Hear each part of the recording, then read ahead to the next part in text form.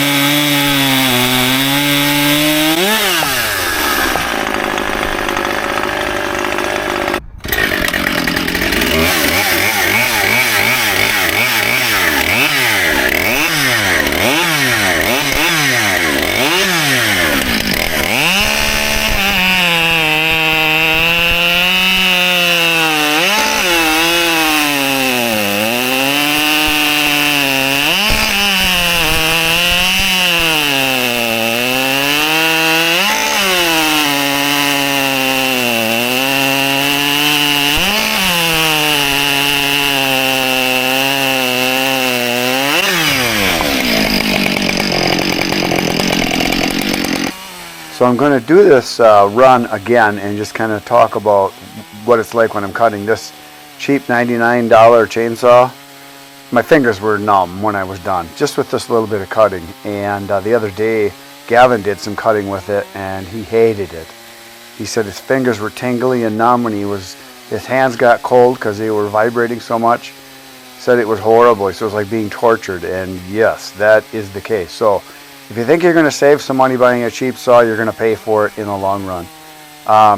Yes, it cuts good enough for like some people that are just going to be doing yard work and they're only going to cut a little bit, would probably do the job. But if you ought to actually cut any amount of wood and you're depending on it for heating or enjoyment, and you want to cut, firewood, or if you've got a lot of wood to cut in your woods or property, whatever it's for, spend the extra money and get a better saw. That's just my opinion.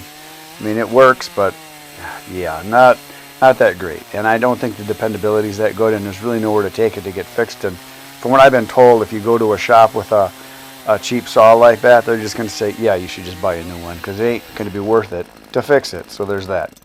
Now the next saw is the Husqvarna 540. Smooth saw. Doesn't cut any faster, but it's just more enjoyable to cut with because it's just got such good anti-vibe. It cuts really good. It's just a really nice saw for doing trimming work. It's nice and light. It's definitely lighter than the cheaper saw, but it is a $600 saw, so there's that. But in my opinion, if you're going to buy a chainsaw and you're going to cut any amount of wood, any amount, get a better saw. This little 540 is a nice little saw. The 550, I think there's a 555, there's a 562. All those are going to be better saws. A little bit bigger, you will never regret it. Same is true when you buy pretty much any type of machinery. You always want a little bit more power, a little more capability. And the difference between a small or medium-sized saw, when you jump up to a bigger one like the 572 that's in the background there up on the log, huge difference. Absolutely huge. I can't tell you how much better a big saw is. When you go to the bigger saw, you can cut more than twice as fast. So you can either save time by spending a little bit of money and you can cut a lot more wood, or you can produce a lot more wood to make more money. Spend the extra money, get a bigger saw. You won't regret it. The other thing is they hold their value better. People want them more. They last a lot longer. They're made with better materials. Yeah, it's a $1,100 saw that I'm starting right there, but it's worth every penny. And I've had 4 of them now, I think. 572s. My brother's got a bunch of 372s. That's what a lot of the loggers like. I like the newer style, but they just cut so much faster. It's just not even funny how much faster they cut. And guys are like, well, but they're so heavy. Yeah, they're a little bit heavier, but they're doing a lot more work, so you don't have to hang on to them as long. They just cut so much better. It's not even close. Get a real saw. Get rid of your weenie saw. That's my speech for today. So that was pretty quick, huh? All right, now I'm going to blabber on some more after I got done cutting here. So there you go, folks. Hopefully that was interesting. It sure was to me. And I have mentioned this several times on the channel before for people that ask about size of saw, what to get. I recommend starting with a small saw when you're first starting because it's a dangerous tool and you need to start on a small saw. Don't jump up to a big pro saw right away. Start with a little one. Learn how to use it. Make sure you got your safety gear on. Take some classes. Study whatever you can. Have someone help you. Learn how to cut safely, first of all, and then learn how to cut a little faster or better. Big difference between these two saws. This 42cc Black & Decker, the anti-vibe on it, I didn't really realize it until I switched over to the 540 Husqvarna. This one's like butter. It's just smooth. You don't feel any vibe. This one's more violent. This one's got a little different tone to it. This is more of a high-pitched screamer. Very similar in how they cut. They felt about the same. They're within 3 cc's of each other. But if I had to pick one, I for sure would take the Husqvarna. It's a nicer feeling saw. It's more pro grade. It's going to last longer. better resale if that's your thing.